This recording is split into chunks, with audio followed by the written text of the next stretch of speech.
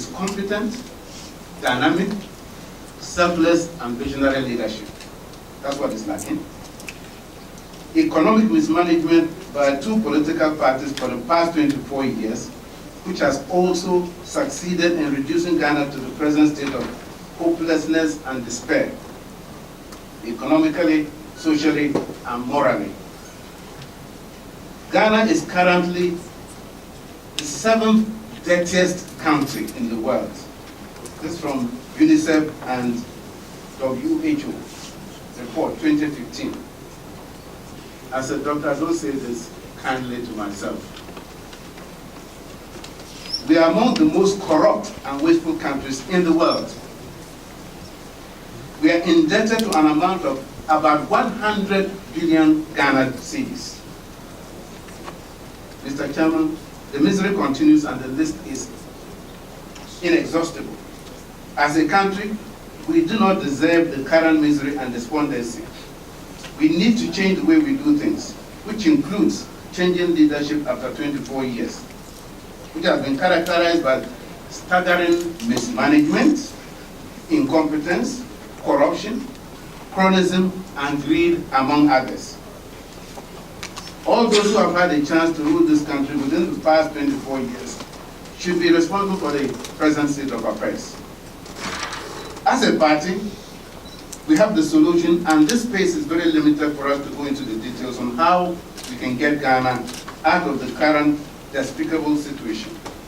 The New Deal focuses on the pursuance of investment in productive areas of the national economy to accelerate growth.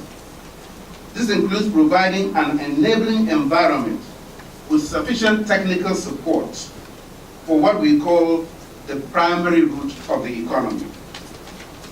For the PNC, the primary root of the economy includes, among others, cocoa farmers, actors in the shea industry, farmers of staples such as rice, maize, cassava, yam, etc., fisher folks, including those in aquaculture, coconut farmers, and productive SMEs.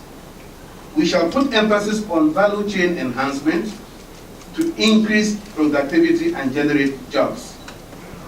The third arm of the campaign theme, New Force.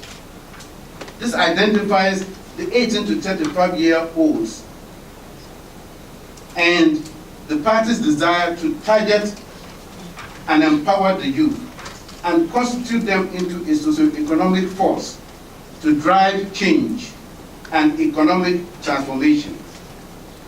This idea is based on the fact that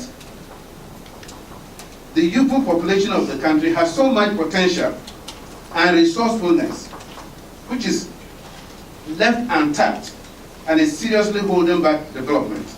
This new force can be catastrophically this new force can be catastrophic in its current state. In other words, if we don't do anything about the disappointment in our youth, then we have what we call maybe African uprising rather than Arab, We saw it in Tunisia, we saw it in Egypt, and Egypt is still reeling from young people getting up after being frustrated. And that's what I'm talking about. Now let's look at the key factors in our economy. We shall highlight some of the targets rather concisely to demonstrate the problem, and we shall set out to solve them for the people of Ghana. We have dropped to the lowest embarrassing level as a nation, and that is very shameful.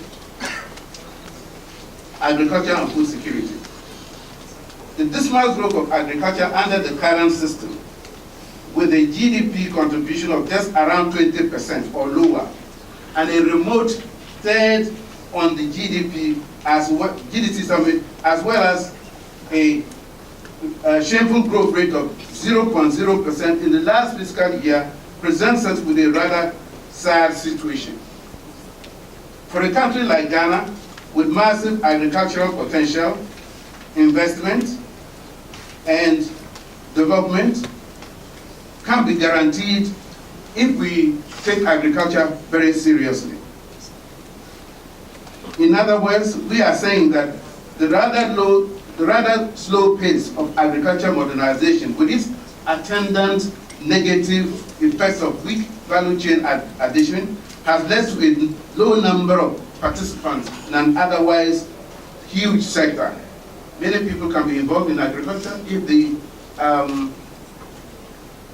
incentives were great. For example, I was a young doctor at 27 when Achampong brought his Operation Feed Yourself.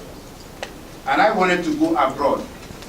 And I knew that sitting in Alerigo, graphic in those days got to Alerigo in 30 days. So by the time he would get there and I would apply, they've already interviewed the candidates. So I decided to take advantage of a government program, Operation Feed Yourself, to add value to my life. So I'm convinced that if there are government programs such that the young people can see, without being coached, that they can get value addition, they will go into it. Our hard-working farmers suffer huge losses anytime there are higher yields in a particular year. The reasons accounting for these are lack of guaranteed markets and challenges of storage. These work to discourage expansion in production.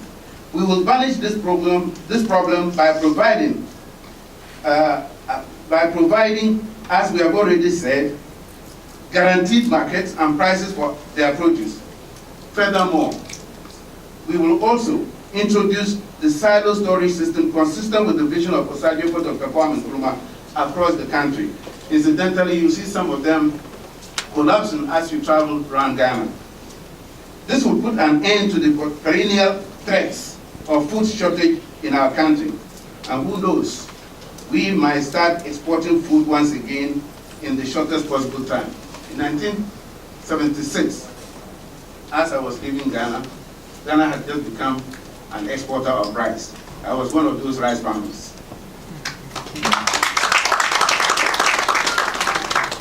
The PNC government will also pursue a coordinated and systematic program of a gradual shift away from rain-fed agriculture and adopt a climate-smart approach to this sector. If I give you $3 billion today, which is what is lost to corruption, you rightly put, which of these 84 provinces you made this will you proud? Thank you. Thank you, Mr. Kudu. Certainly, I have offered to solve the power crisis, and that doesn't take $1 billion even. My premise for that is that we saw Ghana Telecom, which wasn't doing well, the whole telephone side. Vodafone has taken it, is doing very well.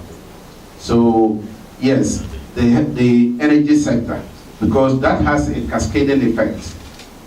You know, as I said, factories closed down because they were not producing well. And some factories that started producing, they lost their market share. I mean, if people are coming from Côte d'Ivoire to buy your goods and you are not supplying the market, they go somewhere and they find it. So factories have closed because of all this. So the energy sector is the area that I want to tackle because it will lead to job creation. Thank you for the answer. When I brought my son, I think he was 3 years from the States. We were going home to Nalerigo. On the highway, there are no rest stops. So he said, Daddy, I want to go. I took him into the bush. He squatted for some time and said, I can't do it. Training.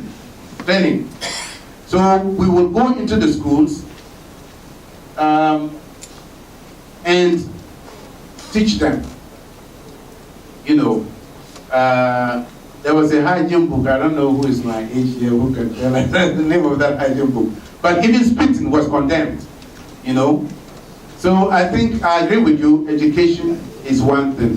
And so far as enforcement is concerned, yes, we'll put those guys out there. There are a lot of unemployed people, you put them out there, they'll have tomorrow cameras. Everybody has a mobile phone now with a camera. If you see somebody in the train, take a picture of him. We'll drive him to court. When you do that a couple of times, people will stop doing it. I mean, you go to America, you can't do that. You go to Singapore, you can't do that.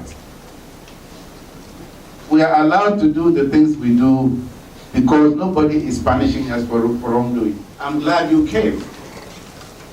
I have a passion for our nation, a passion unmatched by anything else. That's why I left my practice in Chicago to come back. I know this country has the potential. You are part of that potential. We have all neglected our responsibility to the nation. And so when we are complaining, Michael Jackson says, if you want to change the world, look at the man in the mirror. And that's what I always do. Before I complain against somebody, I look, am I doing the same thing? So this evening, I enjoyed your company. November 7th. Don't say, like many people have said, you are the right person for Ghana, but your party cannot win. And I tell them, on voting day, the boxes will be empty.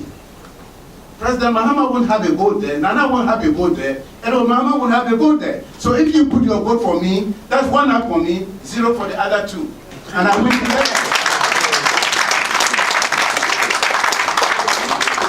Those who tell me you can't win have this helpless mentality where we as even Africans, we have all the resources, we are going around begging because we think we can't do it. So tonight, when you go home, if you are a lady here, tell your husband, your boyfriend, you have met Dr. Mahama, he wants your votes. If you are a man with wife and children, tell them the right person for Ghana is Dr. Mahama. I won't let you down, just like I didn't let PNC down. Thank you.